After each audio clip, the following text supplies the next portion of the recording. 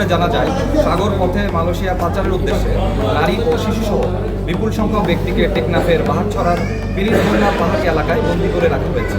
প্রাপ্ত তথ্যের ভিত্তিতে আজ 24 অক্টোবর 2025 তারিখ শুক্রবার মধ্যরাত 2টা হতে সকাল 7টা পর্যন্ত বাংলাদেশ কোস্টগার্ড উক্ত এলাকায় একটি বিশেষ অভিযান পরিচালনা করে।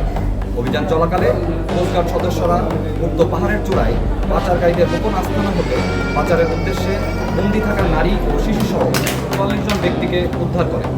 উদ্ধারকারীদের জিজ্ঞাসাবাদে জানা যায়, কয়েকটি সংঘবদ্ধ পাচারকারী চক্র বিদেশে উচ্চ বেতনের চাকরি, সুবিধাজনক কর্মসংস্থান, উন্নত জীবনযাপনের স্বপ্ন, অল্প খরচে বিদেশ যাত্রা এবং বিনা অর্থে প্রেরণ করে পরবর্তীতে কর্মস্থলে কাজের মাধ্যমে খরচ পরিশোধনের সুযোগের প্রলোভন দেখিয়ে টেকনাফ সহ দেশের বিভিন্ন এলাকা থেকে বাংলাদেশি ও রোহিঙ্গা নাগরিকদের মালয়েশিয়ায় গমনে উদ্বুদ্ধ করে টেকনাফের গভীর পাহাড়ে গোপন আস্তানায় জিম্মি করে রেখেছিল।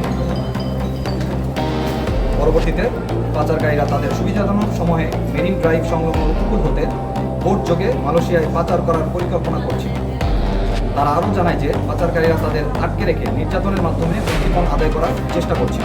অভিযান চলাকালীন কোস্টগার্ডের উপস্থিতি টের পেয়ে পাচারকারীরা পালিয়ে যাওয়ায় কাউকে আটক করা সম্ভব হয়নি। মানব পাচার হলে বাংলাদেশ কোস্টগার্ড ভবিষ্যতে এ ধরনের অভিযান অব্যাহত রাখবে। নিজের ইচ্ছায় যাচ্ছে মালয়েশিয়া যাওয়ার জন্য নিজের ইচ্ছায় থাকা যাচ্ছে এটা বারবার এভাবে ধরে আমাদের আবার তাহলে যদি কোনো শাস্তির ব্যবস্থা না হলে তাহলে পরে বারবার চলে যাবে দুদিন এই বিষয়টি আপনারা জানেন যে আমরা বেশ কয়েকবার গত সেপ্টেম্বর থেকে এই পর্যন্ত আমাদের টোটাল 186 জন মানব পাচার জনকে উদ্ধার করতে সক্ষম হয়েছি। তো দেখা যাচ্ছে যে যাদের মানব পাচার ভিত্তিক তাদের মধ্যে অধিকাংশ এর মধ্যে কিছু পার্সেন্টেজ আছে যারা নিজে থেকে যেতে চায়, আবার কিছু আছে